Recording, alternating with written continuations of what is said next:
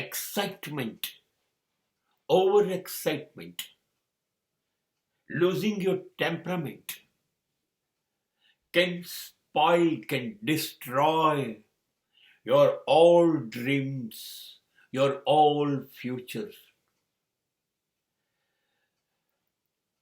So think before you get excited. ગુસ્સે થઈ જવું, સ્વભાવ પરનો કાબુ ગુમાવી દેવો બહુ સહેલી અને સરળ વાત છે. ક્ષણમાં એ ગુમાવી શકાય છે. કોઈ ઘટના, કોઈ શબ્દ,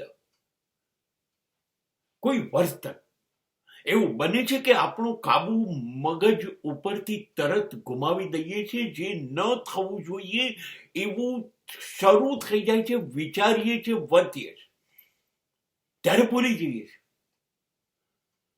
કે આને ગંભીરતાથી જે પરિણામો આવશે એ મારે જ ભોગવવાના છે. એ ભૂલી જઈએ છીએ.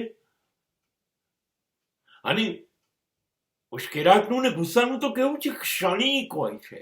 કોનો કાયમ માટે ટક્યો છે, થોડીક ક્ષણ પછી ઉતરી જાય છે. અને ઉતરી ગયા પછી જે બરબાદી થઈ છે, જે સ્વપ્નોનો ભંગાર આપણી આંખે જોવો પડે છે, અને આપણે આપણા જીવને એ સ્વપ્નાઓનો ભંગાર ભેગો કરવો પડે છે, એ અસહ્ય થઈ પડે છે. બહુ જ મુશ્કેલ છે સ્વપ્ન જોવા. અને ત્યાર પછી જોયેલા સ્વપ્નને આંખો સામે ક્ષણની અંદર ચકનાચૂર થઈ જતા જોવા.